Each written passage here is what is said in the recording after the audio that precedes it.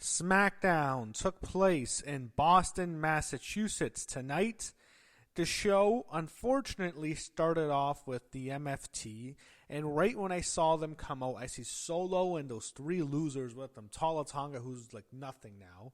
He's just a tall guy. He's not intimidating. Tongalo, one of the worst wrestlers in the company, only next to Solo Sikoa.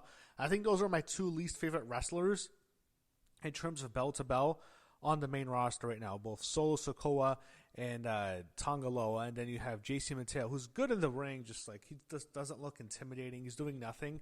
Ever since Tala Tonga came, he's like has no presence anymore. And I'm thinking to myself, these guys suck. I don't want to watch them. They have go-away heat. They kill ratings. I mean, you're starting the show with these fucking bombs. It just tells you right now SmackDown is a throwaway show. Right when you find that out, you see these three guys starting the show. It just tells you right there, this show isn't going to mean much. It's a skippable show. It's after SummerSlam. It's the dead season. It's before football season. They're not trying anymore. They don't give a shit. That's how I feel right now. It's like they know it's the dead season. They're going, they're getting ready for a European tour. They just don't care. And Boston's a big city. I thought they might actually put out a show this week. I mean, last week they didn't try as hard, but it's Montreal, it's Canada. I don't think they really view it as a major city. Here I'm thinking it's in Boston. Maybe they'll do something, and you just get a nothing show. And especially it tells you if John Cena is not on SmackDown and if Roman Reigns isn't on Raw, that means you're getting a skippable show. And to make matters worse, we even get Cody Rhodes. So no John Cena, no Cody Rhodes, no Randy Orton. That tells you they didn't give a shit about the show. Boston just so happens to be the city that will host John Cena's retirement match, I believe, on December 13th on Saturday Night's Main Event. So that's noteworthy, but here they gave them nothing. I mean, starting with the MFT, it just tells you these guys are fucking shit. I mean, why are they on TV? They're fucking horrible. Solo has go-away heat with me. I don't want to see him. When he comes off the TV, man, I want to change the channel. I don't want to watch this guy. That's how low I think of him right now. I don't want to see him on my TV screen. He has go-away heat. Sammy interrupts him. He got a big pop. He says he's on SmackDown permanently. I assumed he was already. Challenges Solo. The MFT beats him up. Then you have Jim Uso and Jacob Fatu make the save. Nick Aldis comes out and makes a tag team match. Playa for tonight. 6-man tag match. Jacob Fatu, Jimmy Uso, and and Sami Zayn against Solo Sikoa, Tala Tonga, and JC Mateo with Tongaloa in the corner for good reasons. You want to keep him out of the ring as much as possible. Backstage, Byron Saxon's interviewing Chelsea Green and the Secret Service, Alba Fyre and Piper Niven before Piper was going to face Alexa Bliss tonight.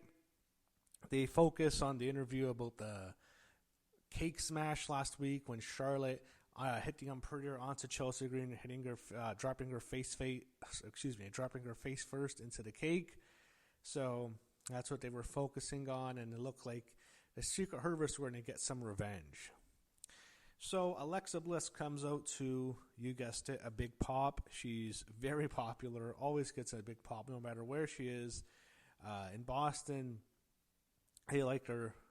And Charlotte was accompanied by her tag team partner, the other half of the Women's Tag Team Champions, Charlotte Flair.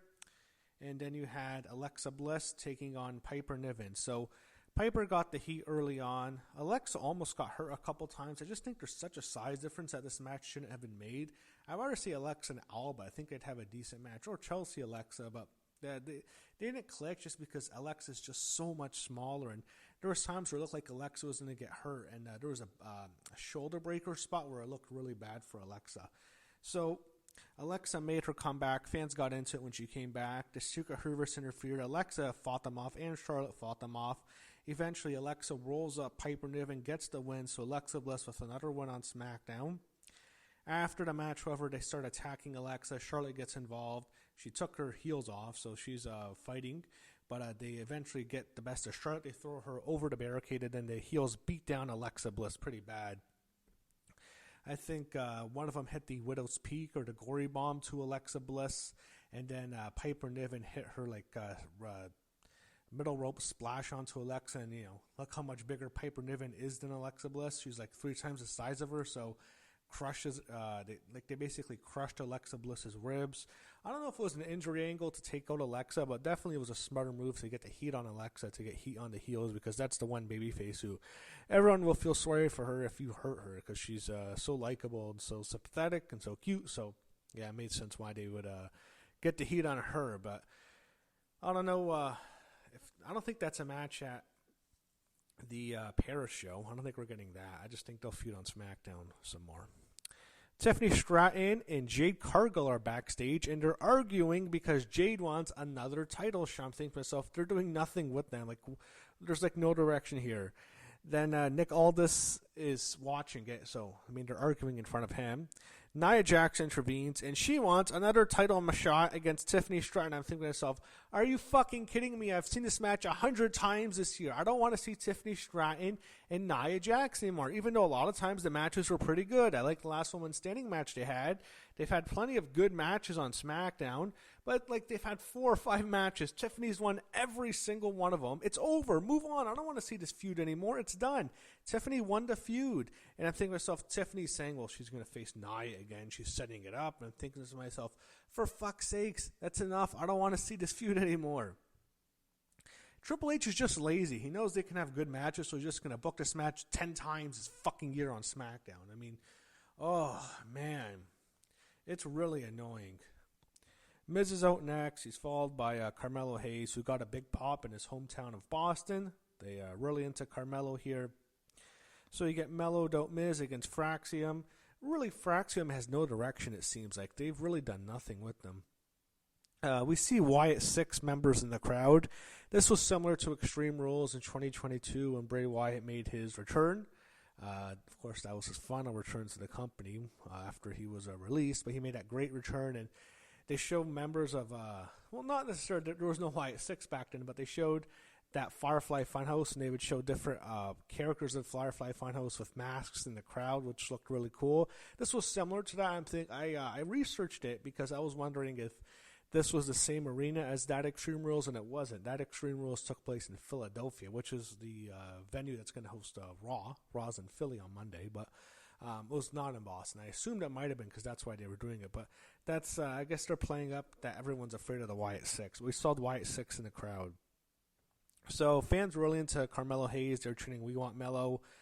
Miz got the blind tag. He pinned Nathan Frazier with a skull-crushing finale. Mello was pissed off. Fans were pissed too.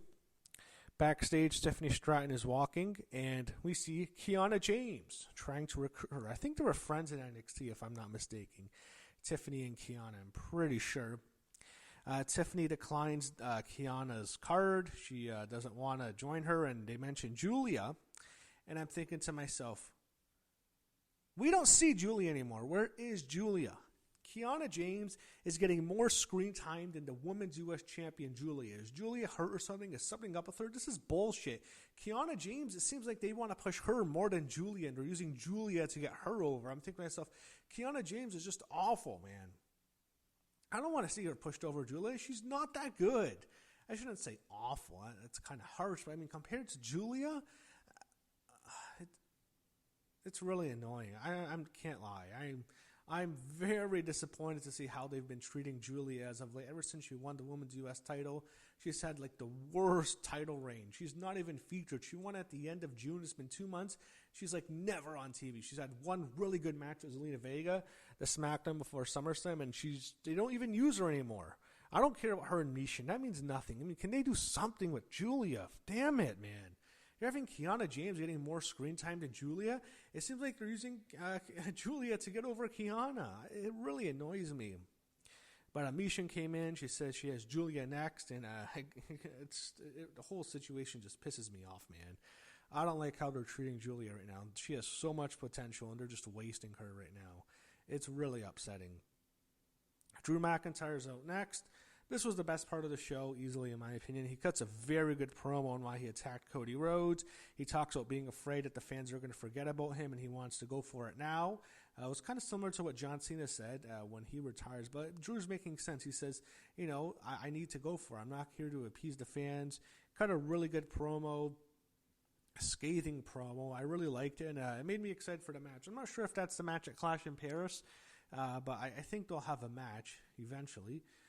Maybe, actually, I think they can save it for the September show. September 20th, I believe that's the day. I think that's when they'll probably have their match. So, after that, you had Byron Saxton interviewing the Street Profits and B-Fab. The MFT interrupts them for some reason. I guess that's where they're going. I mean, Solo just sucks. I don't want to see Solo Sikoa. We see a Wyatt 6 member in the background. I believe it was Rowan. Then he had DIY out next with Candice LeRae. We hear that, the announcers say that we're going to hear from Naomi on Raw. I'm not sure if that's a pregnancy announcement. Something tells me that it's not, because they probably would have just done it on SmackDown. Or actually, they can't do it on SmackDown. Yeah, she's on Raw. Maybe we hear from her on Raw. Maybe she announces. I don't know. Something tells me, maybe it's just because of Seth Rollins stuff. I'm not sure whether or not to believe it's she's pregnant. We get DIY against the Street Profits. DIY has Candice LeRae in their corner. Street Profits have B-Fab in their corner. We had the Profits wearing Boston Celtics inspired gear. Speaking of Celtics or Celtics, SmackDown is in Dublin, Ireland next week. So it was a good match.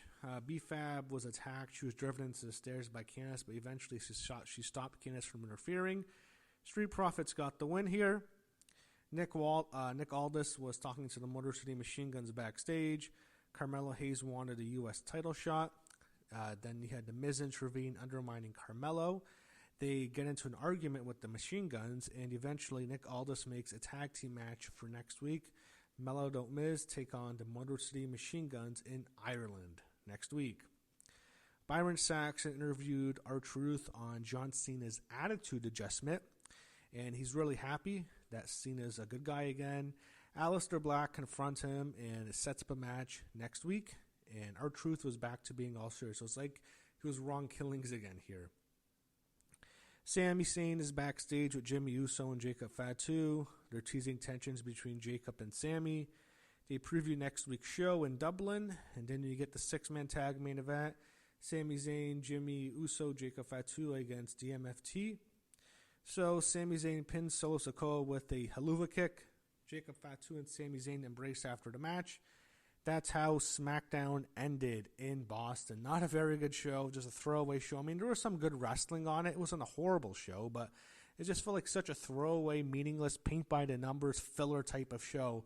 Really unforgettable. I haven't been, ever since SmackDown, I have not been impressed with what Triple H has been booking as of late.